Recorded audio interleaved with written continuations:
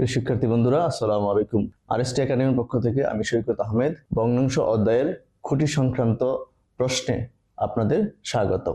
শিক্ষার্থী বন্ধুরা, আমরা এই চ্যানেল থেকে আপনাদের জব সলিউশনের যত ধরনের ম্যাথ আছে, অর্থাৎ কি চাকরির পরীক্ষায় যত ধরনের ম্যাথ আছে আমরা সেটা করে থাকি, এবং তাছাড়াও বিভিন্ন গুরুত্বপূর্ণ এক্সাম যদি সামনে থাকে, যেমন আমাদের বর্তমানে একটি বড় সার্কুলার আছে এটিও, অর্থাৎ কি থানা সহকারী শিক্ষা অফিসার, এটার যে সার্কুলার আছে সেটা এখনো চলমান আছে। আপনারা যারা এখনো করেননি এটা অবশ্যই করে নেবেন। এবং এই এটিও পরীক্ষার ম্যাথের যে প্রশ্নগুলো আছে বিগত বছরে, সেই প্রশ্নগুলো আমরা এই চ্যানেল থেকে সলভ করে থাকি লাইভ ক্লাসে। প্রত্যেক শুক্রবার আমরা সেই লাইভটা করে থাকি। আমরা অবশ্যই আপনারা জয়েন করবেন। রাত 9টা থেকে আমরা লাইভ ক্লাস শুরু করি। চলুন বন্ধুরা, আজকের যে প্রশ্ন সেটা আমরা শুরু করি। আজকে আমাদের যে প্রশ্ন সেটা হচ্ছে খুঁটি সংক্রান্ত ভগ্নাংশ যে প্রশ্নগুলো আছে সেগুলো আমরা সলভ করব।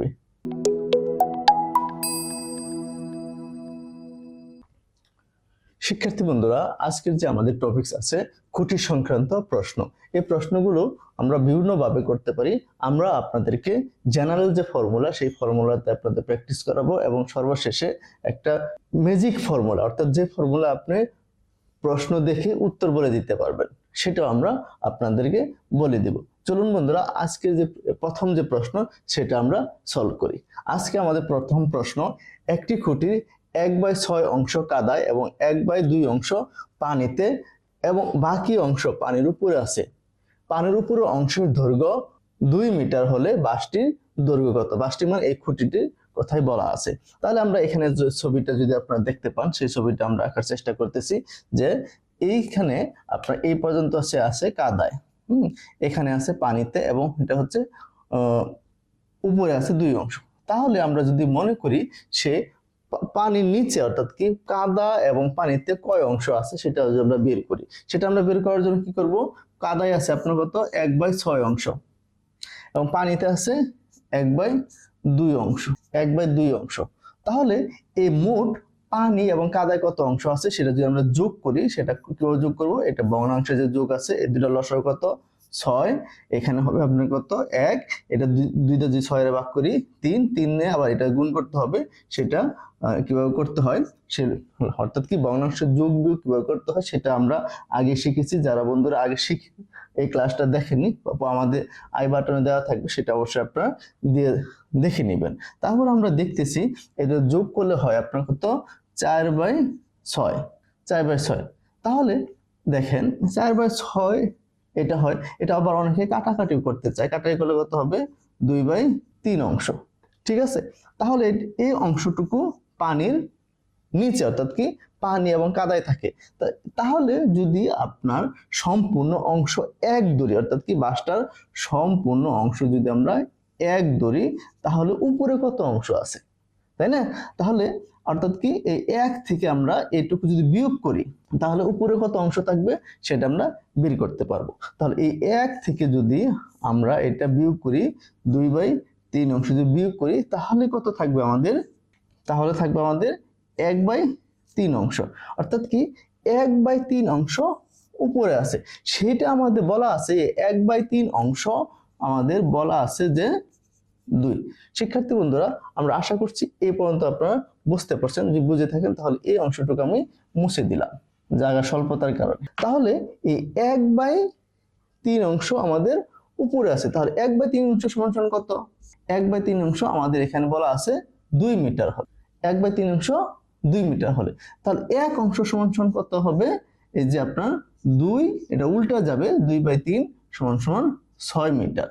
এটুকু বুঝতে পারছি তো কিভাবে হয়? এটা যদি এরকম হয় যে এত অংশ সমান সমান 2, তাহলে 1 অংশ কত হবে? 1 অংশ কত হবে? সেটা বেশি হবে।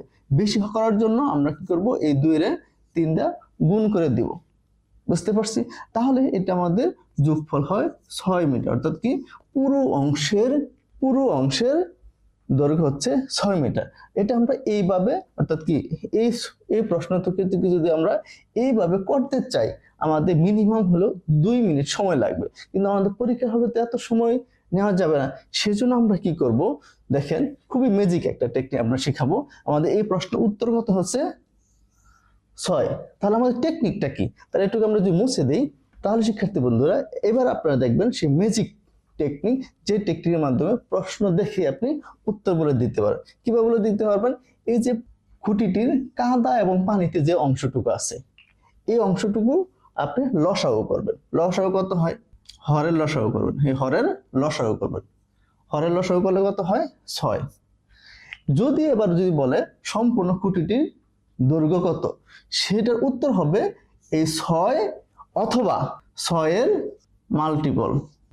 মাল্টিপল মাল্টিপল মানে কি আমরা জানি? গুণিতক, অর্থাৎ 6 অথবা 6 এর গুণিতক। ঠিক আছে, সেটা আপনার ওই অপশনে দেওয়া থাকবে। যদি এই এগুলো 6 থাকে তাহলে আপনার এই 6, অথবা অনেক সময় গুণিতক আকারেও থাকতে পারে, সেটা আপনি দেখবেন এই লসাগু দিয়ে অন্য যে সংখ্যাগুলো থাকবে সেটা ভাগ যায় কিনা। বুঝতে পারছি? যদি বুঝে থাকি তাহলে আমরা 2-3টা আমরা যদি প্র্যাকটিস করি তাহলে অবশ্যই আমরা আর এটাতে কোনো সমস্যা হবে না। চলুন আমরা প্র্যাকটিস করি, 2টা প্রশ্ন সলভ করি। শিক্ষার্থী বন্ধুরা, আমরা এই প্রশ্নটি আমাদের যে ম্যাজিক ফর্মুলা, যেটা অসাধারণ ফর্মুলা যে আমরা একটু আগে বললাম, সেই ফর্মুলাতে আমরা এটা সলভ করব। দেখেন এই প্রশ্নটা বলছে একটি বাঁশের 1/4 অংশ কাদায়, 1/5 অংশ পানিতে আছে এবং অবশিষ্ট অংশ 3 মিটার পানির উপরে আছে। তাহলে আমরা যে ম্যাজিক ফর্মুলাটা ব্যবহার করলাম, শিখলাম, সেটাতে করার জন্য এই 3 মিটার আমার কোনো কাজে লাগতেছে না। আমরা কি করব? এই হর, এই যে দুইটা পানির যে নিচে আছে, এইখানে যে পানির নিচে আছে, সেই পানির নিচের অংশ যেটুকু আছে আমাদের, এই যে তার হরগুলা, এই হরগুলা আমরা লসাগু করব। তাহলে এখানে 4 এবং 5 এর লসাগু, এই দুইটা লসাগু যে যা হবে সেটাই আমাদের উত্তর। তাই এই দুইটা লসাগু কত বন্ধুরা? 20। তাহলে এই প্রশ্নের উত্তর কত? 20। 20 কোথায় আছে? গ। সুন্দর না? একদম ফ্যান্টাস্টিক। এই ফর্মুলা যদি আপনি শিখেন তাহলে এই এত বড় ক্যালকুলেশন করার দরকার আছে? কোনো দরকার নেই, আপনি প্রশ্ন দেখে বলে দিতে পারবেন। তাহলে এই বাঁশ অর্থাৎ খুঁটি সংক্রান্ত যে প্রশ্নগুলো থাকবে সেগুলো আমাদের কখনো ভুল হবে? আশা করি আমাদের এই চ্যানেলে আজকের যে ক্লাসটা যে দেখছেন তার কখনো ভুল হবে না, এবং কোনো সর্বোচ্চ আপনার 2 সেকেন্ড সময় লাগবে। চলুন বন্ধুরা পরবর্তী প্রশ্নটা আমরা সলভ করি।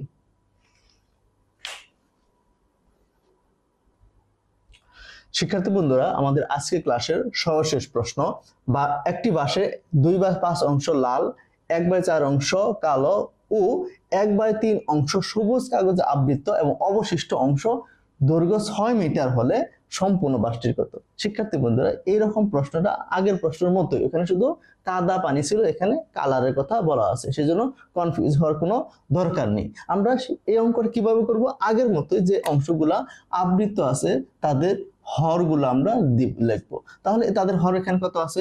5, 4 এবং 3। এই 5, 4, 3 এদের লসাগু কত?